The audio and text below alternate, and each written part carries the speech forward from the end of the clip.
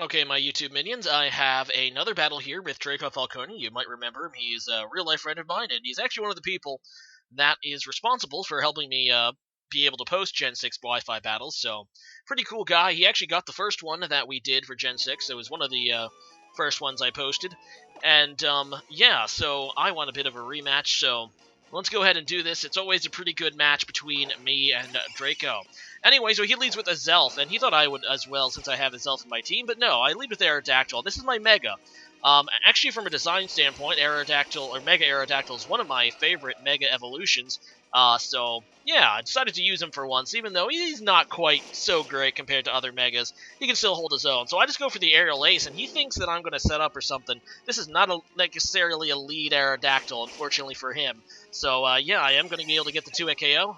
Mega Aerodactyl, well, already regular Aerodactyl is one of the fast Pokemon in the game. Mega Aerodactyl is super fast.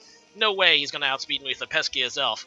Anyway, so he goes out into his Rotom Wash, which does have Hidden Power Ice, and that stings against my Hydreigon, which does not like it very much at all. So, looking at that damage, I decide, yeah, I'm just going to switch out into Registeel, who does resist it. Looking at the damage against Hydreigon, and a bit later how much damage it's doing, I kind of surmise that it's a Choice Specs Rotom, which he confirmed afterwards. So, it's not super fast, being that it's Choice Specs, but it can really pack a wallop, and it's definitely a surprise. Either way, he goes out into his Excalibur, as I set up Stealth Rocks. His Excalibur, dang it, this is actually the same Excalibur that I use. It's a Grounder. No, it's a freaking... You know what I'm talking about. It's that stupid Drillbur evolution thing. Anyway, I make an excellent play here and just stay in an Earthquake. I thought he was going to overpredict because, I don't know, just playing with him, I know he likes to overpredict early. So I stay in an Earthquake, which is great because he goes for it, and it looks like this might... I didn't notice there was Life Orb, but either way, he's going to switch out. He doesn't want to stay in. And, yeah, I also switch because I thought he would switch to Earthquake now. But it might actually be Choice, and that's the reason he didn't.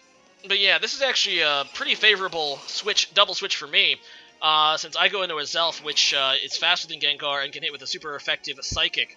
So, yeah, this is actually a Nasty Plot Zelf, and I make actually a misplay here, actually trying to go Nasty Plot against Mega Altaria. Probably not the smartest play I've ever made, because Mega Altaria can totally one-hit KO as Elf and his squishy defenses. Squishy defenses, I should say. And yeah, his Elf is rather squishy, and that return is just going to annihilate me. Oh well. At least he got one kill, and actually killing that Gengar is pretty huge, because looking at my team is actually pretty weak to Gengar, especially if it had either Focus Blast or Thunderbolt.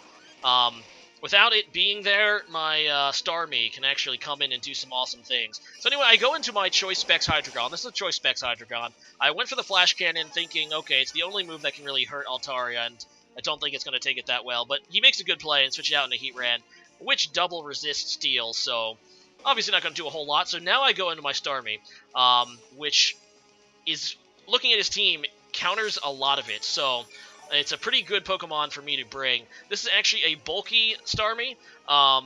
Bulky leftovers with Recover, and it is pretty much one of the perfect Pokemon. Although Scald really does not do much against that bulky Heatran.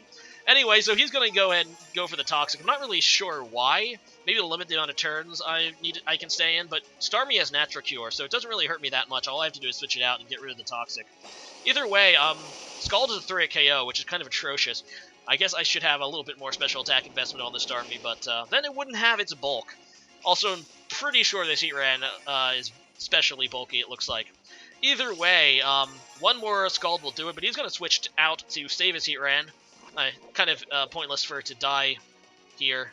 Though I don't know why he kept it in as long as he did. Lava Plume really didn't do anything to me, and as I said, the Toxic really doesn't hurt me that much. I can just recover off the damage, and after switching out to get rid of it.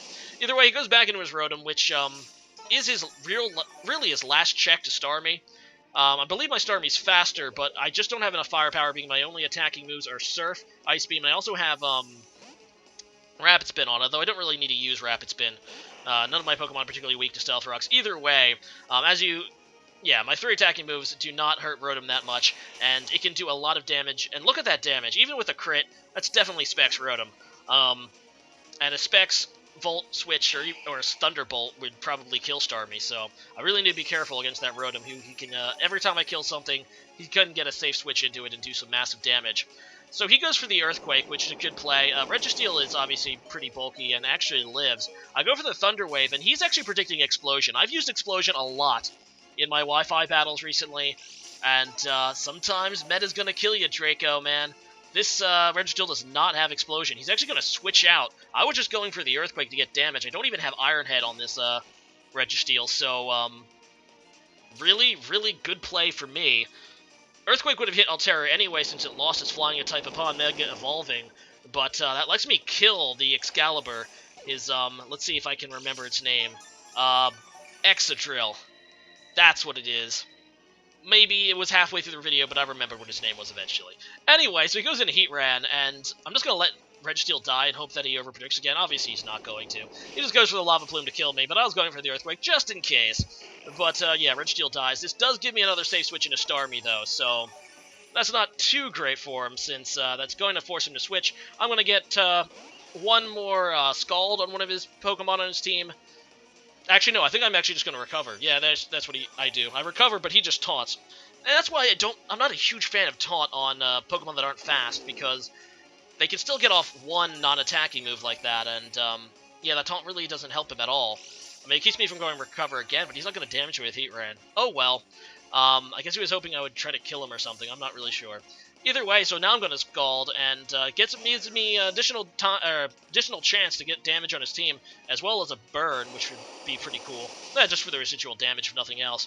He goes go into Rotom. That's a little bit more damage on Rotom. It's still not close to dead enough for me to kill, and I do not want to take an electric move, so I switch out into Hydreigon. I know Hydreigon is pretty much dead at this point. He's not going to live anything from Rotom, even with the resistances, but yeah, I'm just kind of foddering it here. Oh well. So Hydreigon goes down, but it does let me see his switch before, because the full switch has to activate first, so I get to see what he's going to switch into before picking my own Pokemon. So he ends up going into his Cloud9, which is Altaria. And I do have Ice Beam on Starmie, so I decide just to go into it.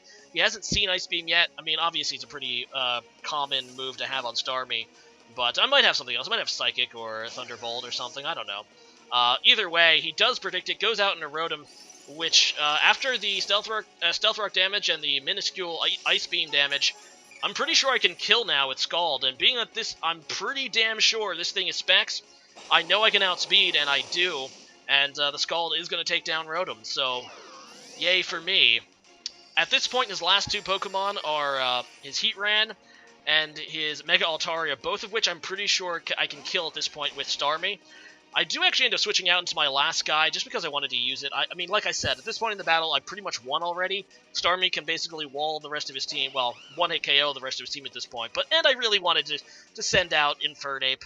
I always have a thing about it. I like to use every Pokemon. So I send him out, and he takes a Lava Plume pretty nicely, and I'm just going to get a little bit of close combat going on. He ends up trying to switch out into Altaria to resist the fighting move, but at this point, Altaria, even with the resistance, is looking pretty weak. Less than half upon switching in, so yeah. Even though the first close combat doesn't kill him, he is paralyzed, so I don't think even if he wasn't paralyzed, I'd be slower, because Infernape's really fast, but yeah, I'm just going to kill him off the close combat, and his last Pokemon's Heatran. I think I end up killing with a Mach Punch. Doesn't really matter. Anyway, let me go ahead and use this opportunity to do the question of the day. Today's question of the day is, what is, from your favorite to least favorite, rank the generations in Pokemon. From generation 1, 2, 3, 4, and 5, and 6. My favorite will probably always be Gen 2. I'm an old school guy. I was a kid when Gen 1 came out, and I loved them. But Gen 2 always had a special spot in my heart. 100 new Pokemon, you can visit both regions. Still a very classic game. After Gen 1, and probably after Gen 2, probably Gen 1 for me. Like I said, probably this nostalgia more than anything else. I really like Gen 5. I'd probably put that third. Gen 4, because I really like the competitive, that'll be fourth. Was not really a fan of Gen 3, but I'll put Gen 3 ahead of Gen 6. Sorry, guys, who are a fan of Gen 6.